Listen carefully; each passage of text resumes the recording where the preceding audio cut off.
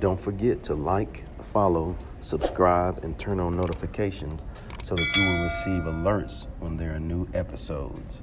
Go get it. That's what I tell 'em. I've been grinding for so long, I wake up and chase my goals. I go out and I go get it. Hot or cold, that's all I know. I don't succeed, then I don't breathe. Success, what does it mean? If I conquer all my goals, then I'm living out my dream.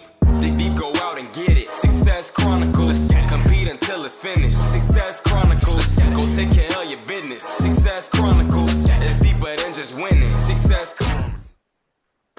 Hey, what's up, everybody? This is Chip Baker coming to you with a hangout and highlight session on the Success Chronicles. I am so excited to be here and highlight fellow co-author of the Impact of Influence Speaker Series books. Coach Tamika Newman, an amazing lady doing some great things. So, Coach, thank you so much for taking the time to be on the Success Chronicles. Chip, thank you for having me. Success Chronicles is one of my favorite podcasts. So to be able to add some value by way of interviewing, I'm excited to do it. I'm grateful to do it. Yeah. Well, I'm grateful for who you are, Coach, and grateful for how you do what you do to help others and the love that you show, in connecting and just being a beacon, in the profession and in life. I think, you've done lots over your journey to help and be a blessing to others. And so, man, it's my pleasure to highlight you and show you some love with what you do, because I'm rooting for you and I want great things to continue to happen for you. So we will talk about something special that's going on later, but let's dive into a little bit of who you are and what you do, so the audience will have an idea of that. Well, I am from Houston. I'm from a big family. Was raised by my grandparents in a house full of folks. My life centered around church and school. My grandparents were pretty strict, had high hopes for us, and knew that we needed the discipline and the guidance to achieve the goals that they had for us, the goals that we had for ourselves. Stayed local for college, went to Prairie View for undergrad, played basketball and volleyball. That was a childhood dream for me. And Prairie View helped make it happen for me coming out of high school. So had an amazing career there, had a great time, left with a communications degree. And then I went to graduate school at Texas Southern. I was able to follow my athletic director, who was leaving Prairie View, going to Texas Southern, working just as a graduate assistant. Got a little taste of coaching, still was pursuing sports administration, but a call from my childhood best friend's dad for me to come and help out at a charter school back in our neighborhood exposed me to coaching, and I got that MBA degree and went into teaching, got my certification, and I've been coaching volleyball this fall, made 16 seasons on the sideline in the fall. In between there was some club ball. I coached about 12 years of travel ball. About 5 years ago, I started Grit and Grind Athletics, which is a service. Some of the services I do are like camps and speaking and consulting and coach professional development. So the current role I'm in now as the athletic director, I was able to combine all of these experiences: coaching, developing coaches, creating systems and programs, and taking programs from one level to the next, and mentoring and developing and growing student athletes in a more holistic way, which is what I wanted to do when I first got into coaching. All of that's come together, and now I'm the athletic director and a coach at a private school. And then the cherry on top is I get to talk about my faith. So faith, sports, and guiding and directing, all that good stuff, and coaching. And I guess that's not the cherry on top. My daughter gets to attend the school because it's K through 12. So that's kind of where I am now. It's been an incredible journey. And like Steve Jobs says, you can't connect the dots looking forward. You can only connect them looking back. So when I think about my childhood and how I was raised and what was important in my home, my education, my faith, and then just all the stuff my grandparents taught me. They both have passed at this point, but they would be very proud of my life right now if they could see it. Oh, definitely, for sure. I think that's the ultimate thing. And people say this to me. Both of my parents have passed, and people always say to me, "Man, your dad would be so proud," or "Your mom would be so proud of that." Like, I'm sure they're looking down from heaven, just smiling. Those things. And so, I'm sure they are super proud of you and looking down from heaven, smiling on what you do. Just hearing. And I knew, all of those things, but just hearing you talk about like your background with your experiences and the things you've been blessed to experience, man, isn't it good when we can be in a place where we can take the things that we've learned and then use those to be a blessing to others? Absolutely. Absolutely. I Yeah. thank God every day. Even when there were rough spots within my career, all of those experiences are really helping me to do the job that I have to do at the current school that I'm at. So I'm so grateful. Yeah, it's funny hearing you say that. That made me think of this. Uh, Probably the toughest job experiences I've had have set me up the best in learning Um, skills, right? That I can yes, use, feel like I can use later on to help others, right? And so I think that that's a gem that people that's checking this out need to hear too. A lot of times, we may think it's tough environments or tough situations that we're in, but um, and that you're in the dirt in a dark time, but you're just being fertilized. absolutely. And I've taken to that mindset the last couple years that like, gosh, this is a lot of work right now. This is a lot of challenges. I'm having to get my hands really dirty. I'm having to do a little of this, a little of that. I'm really being stretched, but I've turned that into, ooh, but the skills that I'm gaining are incredible. And so I just thank God for that. And really for to be able to be so locked in on my faith that I can truly see things that way. Mm-hmm. That is a blessing in itself because um, when it gets challenging, I mean, your mental health and all those things can really suffer when you become overwhelmed, especially in my case, also being a single parent. So I'm happy that I have that perspective. I thank God that I've done some work on myself that I can immediately think, no, but you're going to get something out of this. This is for a reason. And not, this is unfair. You've got to work this hard and it's this many challenges and you got to be stretched this thin. So thank God really for that mindset.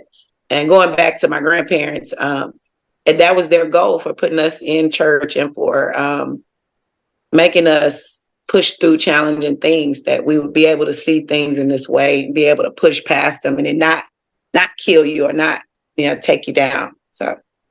So good.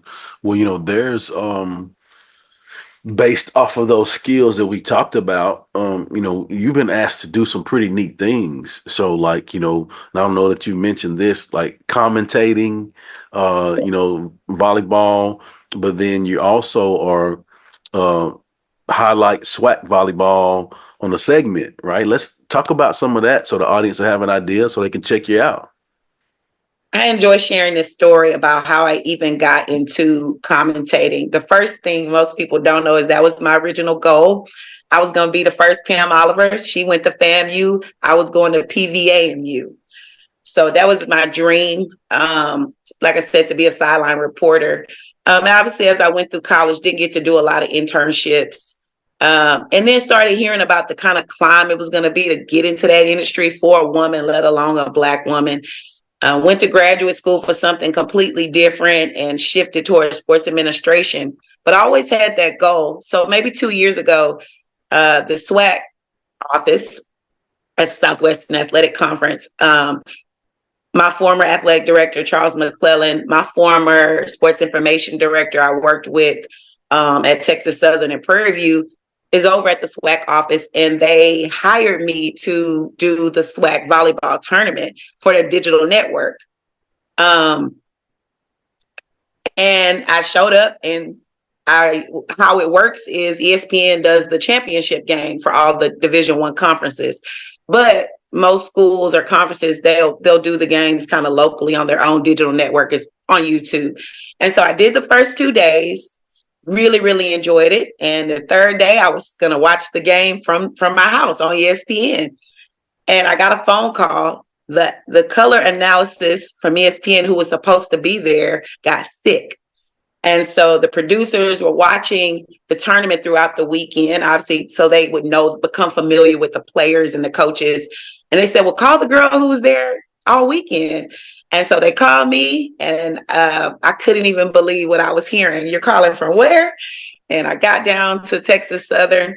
Thank God the tournament was in Houston, so I was 30 minutes away. Got there, got it done. And the lady who I replaced found me on social media, and she complimented me and how I called the game and said, you should seek other opportunities. So based on that weekend, created a reel, reached back out to the ESPN producer who hired me, let her know I was interested in more work.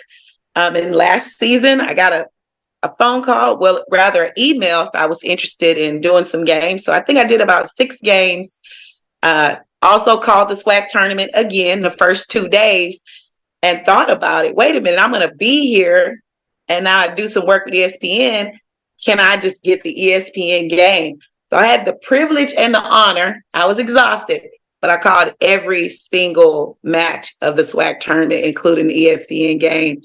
And like I said, sometimes I can't even believe my life, because that was a dream that I had forgotten about, because I just fell in love with coaching. But yes, so just sort of riding the wave of that and wanted to use all my talents and skills. Got connected with Dr. Mike Prince, who's a Prairie View alumni, does mostly football stuff. And he's like, Coach, we've got to highlight SWAC volleyball. I need you to help me do that. So we created a segment, Above the Net SWAC Volleyball News. And I bring on SWAC coaches and athletes, former athletes, and we get to go inside those programs. They talk about their recruiting philosophy, their training philosophy, just their leadership philosophy. And so that show is listened to by parents and athletes, former SWAC players, coaches, administrators. So the goal is to give them exposure and highlight what they're doing, because they're doing some phenomenal stuff. And I know that because I'm a product of SWAC volleyball. So it's been my pleasure. We're in season 2, and I look forward to it. That's awesome, Coach. I appreciate you sharing that story of how those things happen, because, and I say this all the time, opportunities bring opportunities. They wouldn't have hired you initially to help if they hadn't seen something in you in Prairie View of your greatness, right? You just working hard, doing what you do, having a great attitude, taking care of people. And then from there, putting in the work, on top of being prepared and being at the right place at the right time, all of those things culminate to ultimate success, which brings us to where we are now.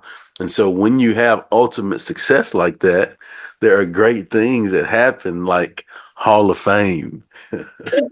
All right. like Hall of Fame. And so here pretty soon there's like a Hall of Fame thing that's gonna happen. Let's talk about that. Let's talk about that. Yes, Chip.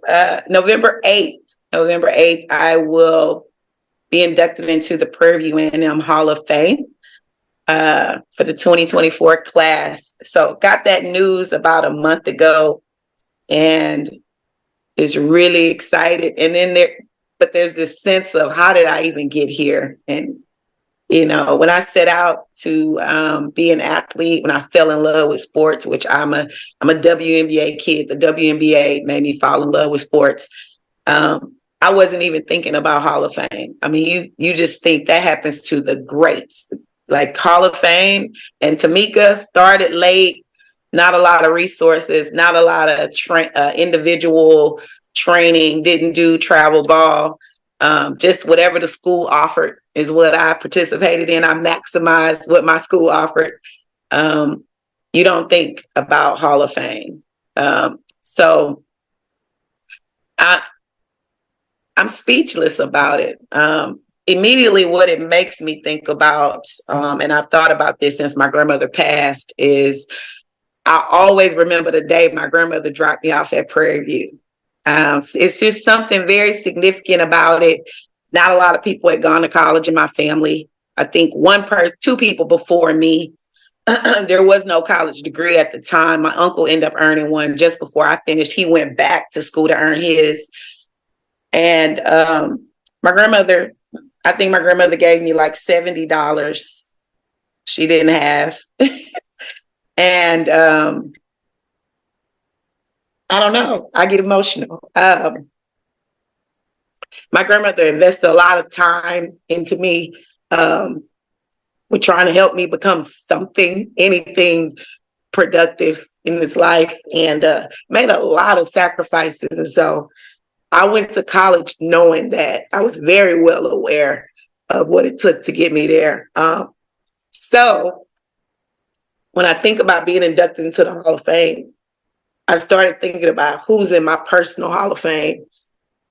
And that, knowing that and reflecting on that, helps me to understand how I got here, because it's so hard to connect the dots. But the dots are the people that God placed in my path on the way to accomplishing this. So my grandmother's in my Hall of Fame. And so this Hall of Fame induction is dedicated to her. What I didn't mention is in 2017, my team was inducted into the Prairie View Hall of Fame as the winningest volleyball team.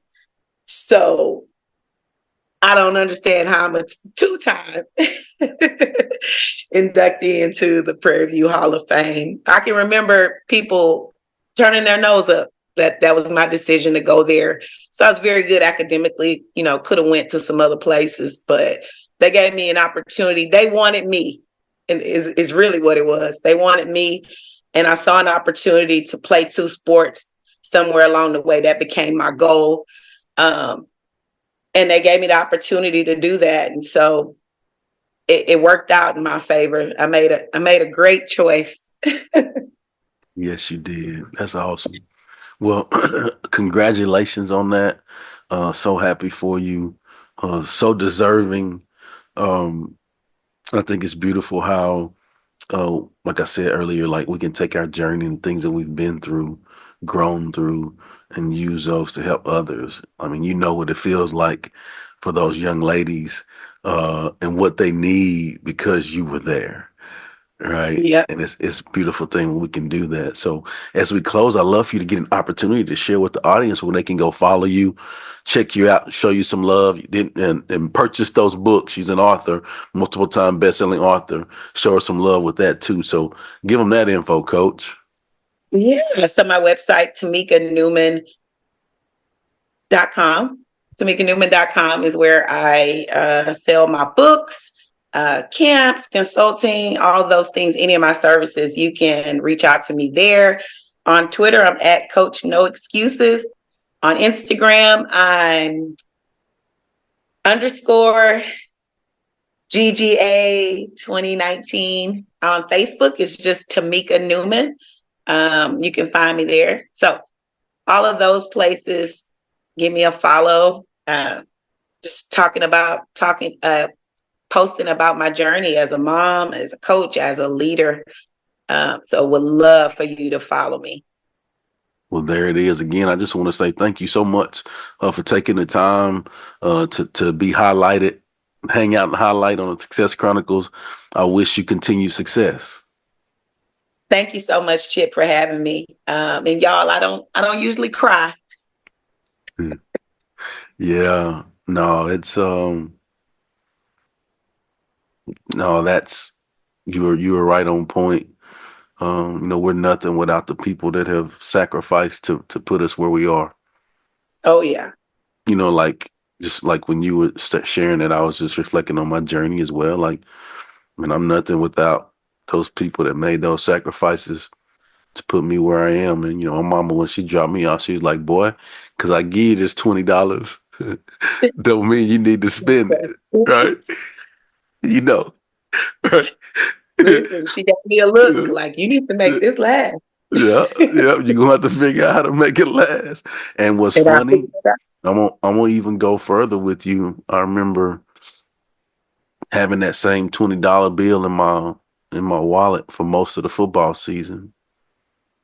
Oh wow. That first year? Yeah, Oh wow. yeah, and That's I'll amazing. share that story with you sometime. Yeah, that's Yeah, yeah, amazing. yeah. But again, Wow. thank you, Coach, and thank you guys for Thank checking out you. this episode. We'll see you next time. God bless. Go get it.